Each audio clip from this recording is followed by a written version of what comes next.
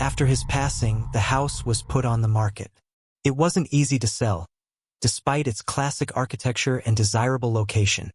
The home carried an uneasy atmosphere.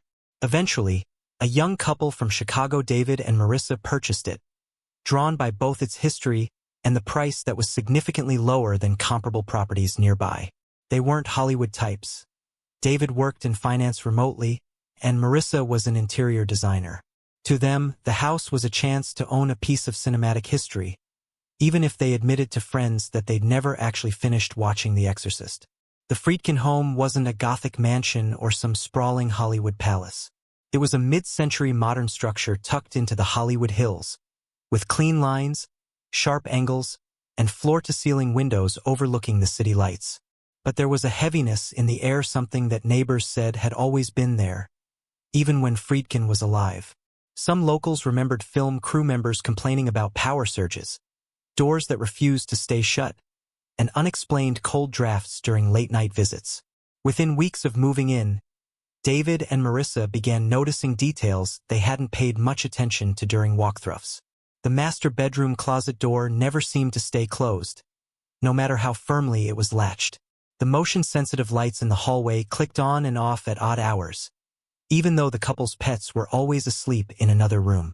And there was the sound, what Marissa described as the faint creak of a director's chair opening and closing, coming from Friedkin's old study. First, they laughed it off. Friends joked that they were living in the Exorcist director's house. What did you expect? But as nights wore on, the amusement drained. Marissa found herself waking at precisely 3:15 a.m. most nights, always with the sense that someone was standing just beyond the doorway.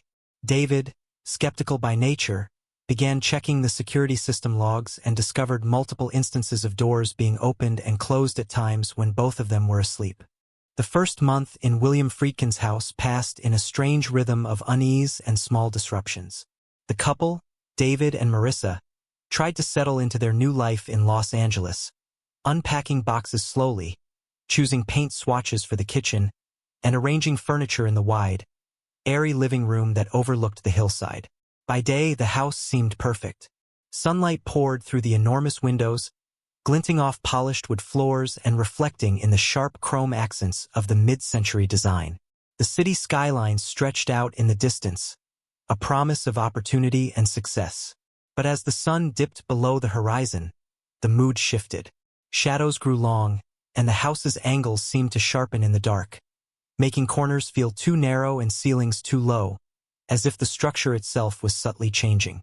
Marissa was the first to notice the air. It was heavy, not stale, but dense in a way that made her chest tighten slightly. She described it to David as almost like walking into a theater before the curtain rises, when everything feels wound too tight.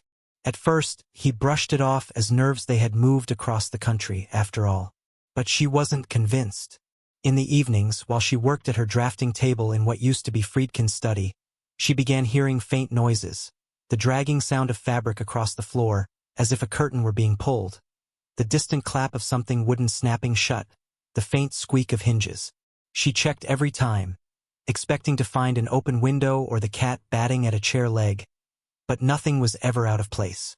David remained skeptical until the night he woke suddenly at 3:15 a.m., the same time Marissa had complained about.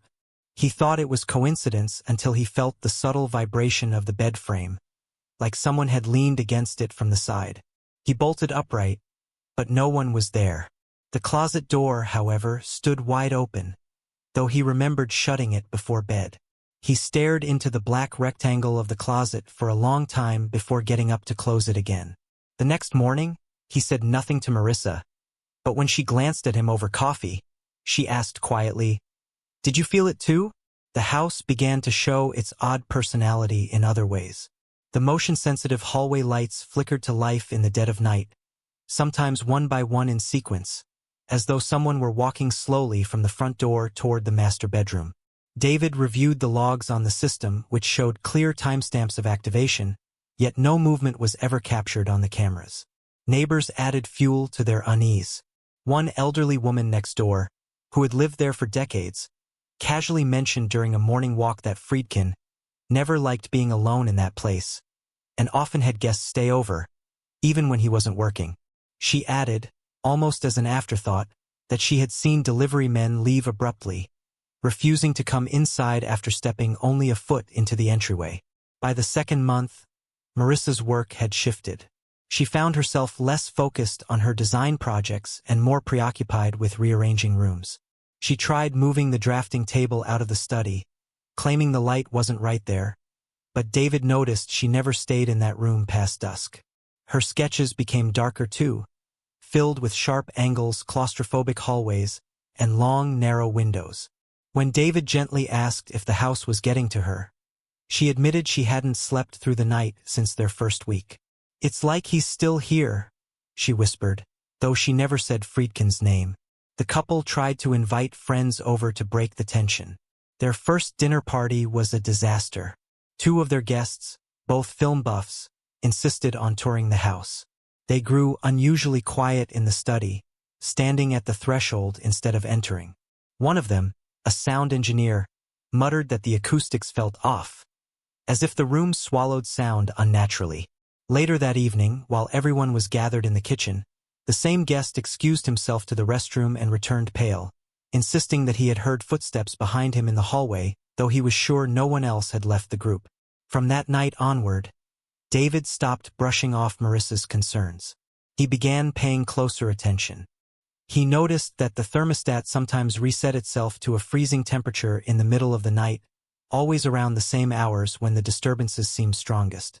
He checked the wiring, even replaced the control unit, but the problem persisted. He began to record the hallways on his phone, setting it up on the counter while they slept. The recordings revealed little, just faint clicks, the occasional shift of light, but nothing solid. Yet when he played them back late at night with the sound turned up, he swore he could hear the faintest trace of a voice, low and muttering, as though giving directions to someone unseen. By the third month, the couple barely spoke about anything else. They were living in William Friedkin's house, and though they never said it aloud, they both felt increasingly like they were not living there alone. Don't forget to subscribe and like if you liked this story. The days grew shorter, and with autumn settling in, the house began to feel less like a home and more like a stage set waiting for a performance to begin. During the day, Marissa filled the rooms with music to keep herself company, turning the speakers up louder than necessary, as if drowning out something that pressed just beneath the surface. Yet even the music seemed to bend to the houses while soft static would ripple through the songs at odd intervals, like someone brushing against an old vinyl record. When she turned the speakers off in frustration, the silence seemed heavier than before, waited and waiting. David, determined not to succumb to nerves, tried to keep a routine. He rose early, brewed his coffee, and logged into his remote meetings. But even in daylight, distractions crept in. Once, while on a video call, he caught sight of something in the reflection behind him, a faint movement in the glass of the sliding doors. It looked like someone crossing the patio, but when he turned, the space was empty. Another time, the doorbell rang during a meeting. He answered it to find no one there, though the motion camera at the gate recorded a sudden glitch, a frame of black static, as if something had passed close to the lens. Marissa, meanwhile, avoided Friedkin's study altogether. She had taken to sketching at the dining table, spreading her pencils and papers out beneath the suspended light fixture. Yet even there, she was unsettled. The floorboards creaked as though someone walked behind her. Sometimes her pencil would roll across the table, not in the direction of the slight slope of the wood, but toward the edge facing the hallway, as if pulled by a hand unseen. She found herself whispering "stop" without realizing it, the words slipping out in moments of irritation and fear. The neighbors grew more curious. One afternoon, an older man from 2 houses down stopped to chat with David by the driveway. He asked how they were getting on in the house, in a tone that suggested he already knew the answer. When David admitted there had been strange noises, the man nodded knowingly and told him, "That's nothing new. Crews used to leave that place in the middle of the night. My wife said Friedkin wouldn't stay in that study after dark. Claimed it belonged to something else." He didn't elaborate, and when David pressed, the man simply shook his head and walked off. The disturbances grew more insistent. The motion lights now flicked on not just in the hallway, but across the living room in sweeping patterns, as though someone were pacing. Marissa, jolted awake one night by the glow, swore she saw the outline of a man seated in the study, visible only for a moment through the glass panel in the door. She refused to go back to sleep until the first light of dawn crept over the hills. David, more methodical, began keeping notes in a small black notebook. He tracked the times of the events. The light switching on at 3:12 a.m., the thermostat dropping to 58 degrees between 3 o'clock and 3:30, the faint noises in the walls between midnight and 2. He noticed a pattern, one that aligned too perfectly to dismiss. Every disturbance circled back to the study. That room, with its heavy built-in shelves and a large desk positioned against the window, seemed to be the nucleus of the unease. Even with the door shut, they often felt watched from within it, as though something in the air pressed outward, straining against the walls. One evening, Marissa found a box in the back of a closet they hadn't fully emptied. It was plain, taped shut, but when she pulled it into the living room and opened it, she discovered film canisters, faded photographs, and notes scrawled in thick, hurried handwriting. Most were mundane schedules, casting memos, but one sheet caught her eye. It was a torn page with only 3 words, written over and over in the same hand. "Keep it contained." She showed it to David, who stared at it for a long time before folding it back into the box. Neither of them spoke of it again that night, though both lay awake, listening for the creak of footsteps that seemed to circle the study endlessly. As weeks dragged on, the house no longer felt like a place to live. It felt like an experiment in endurance. Every night brought new tension, and every morning, the couple tried to tell themselves they were imagining it, only to find some small detail out of place: a chair angled differently, a picture frame tilted, a glass moved from one counter to another.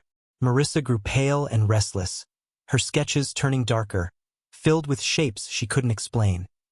Doorways narrowing to impossible points, shadows stretching across entire pages, faceless figures standing just beyond the edge of her pencil strokes. And still the study waited. Door closed, lights off, yet never empty.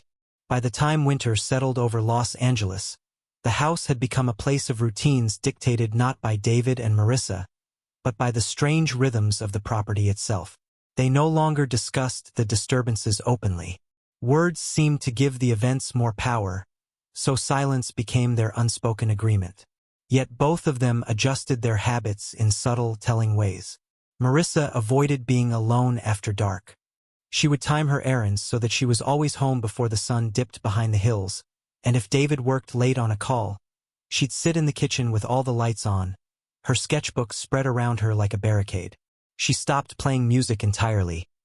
Even soft background noise made her uneasy, because too often she thought she heard something layered beneath it: a faint voice, a whisper, a hiss. Silence, though suffocating, felt safer. David had grown obsessive. His black notebook, once filled with orderly dates and times, became cluttered with frantic entries, arrows connecting observations, margins filled with small, restless handwriting. He began running experiments. Leaving doors ajar, placing coins on window ledges to see if they moved, setting his phone to record entire nights of audio.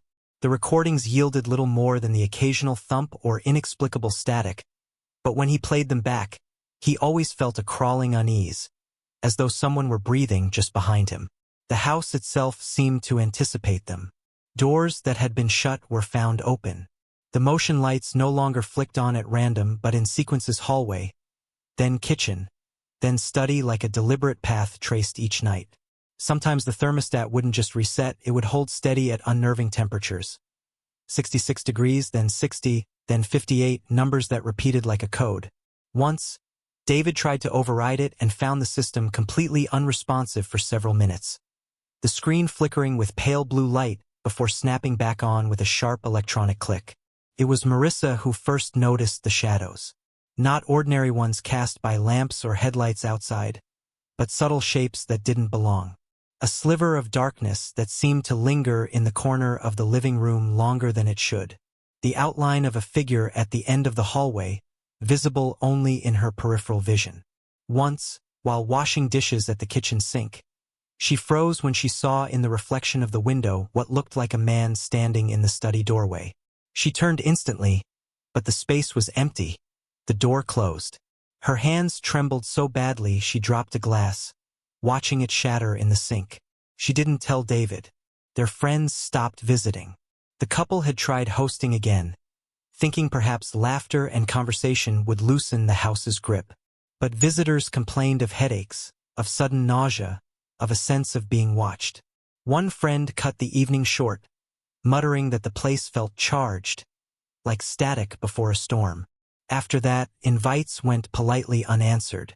The house became their world, sealed off, the silence inside broken only by their own strained voices. The discovery of the box with Friedkin's papers had unsettled them both, but it was only the beginning. In another closet, in the back of a guest bedroom they hadn't yet furnished, Marissa found something else. A stack of utility bills bundled with rubber bands. At first glance, they seemed ordinary, but the dates didn't add up. Several were from years when Friedkin hadn't been living there full-time. One was marked vacant in the service notes, yet the meter readings showed spikes of electricity used between midnight and 4 a.m.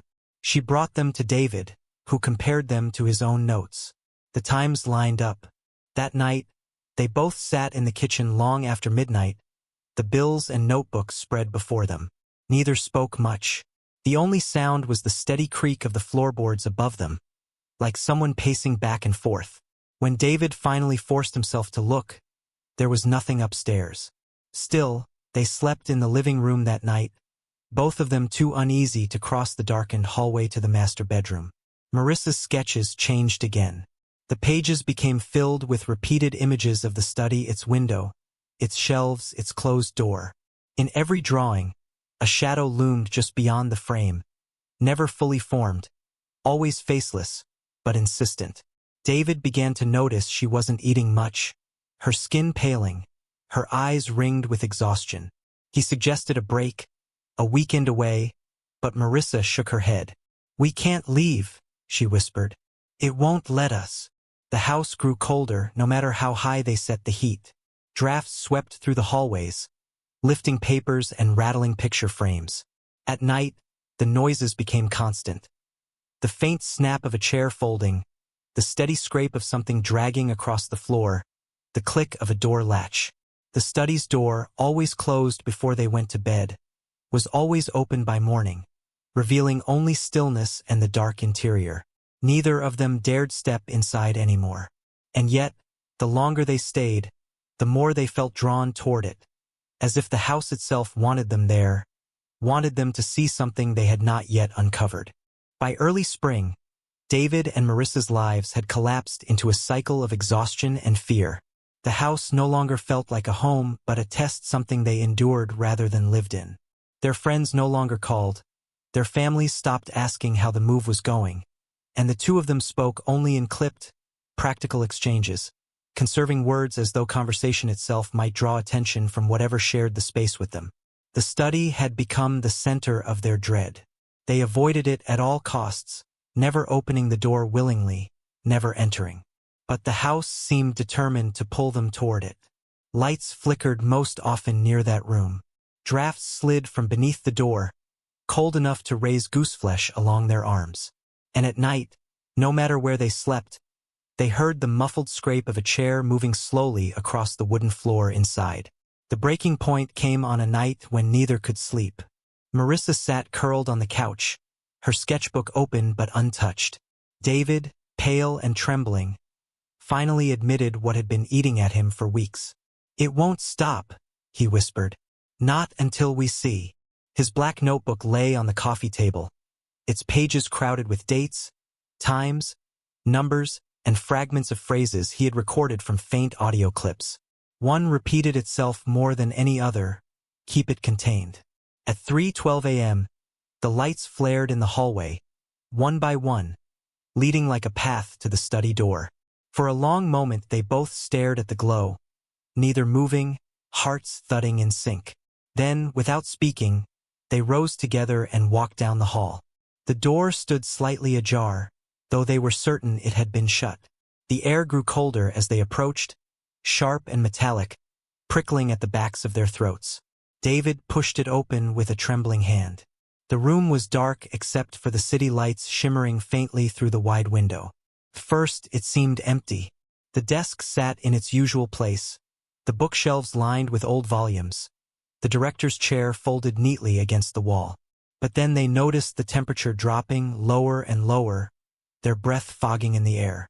Papers on the desk began to shift, lifting slightly as though stirred by an unseen hand.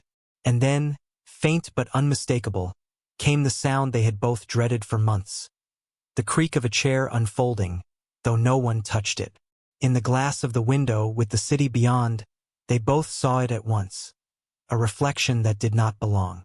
A figure seated at the desk, shoulders hunched, head tilted slightly as though listening. Its outline was faint, almost transparent, but the shape was unmistakably human.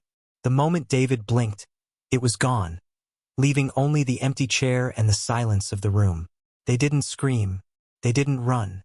They backed slowly out of the study, shut the door, and by dawn, they had packed what little they could fit into their car. By mid-morning, the house stood empty once again, its clean angles and glass windows catching the light as if nothing had ever happened inside. The property went back on the market within weeks. Real estate listings praised its architecture, its views, its history, though none mentioned the strange meter readings that still spiked in the early morning hours. Neighbors noticed the same. The lights flicking on in sequence through the hallways, the faint scrape of furniture moving after dark. The study, as always, remained closed, but never empty.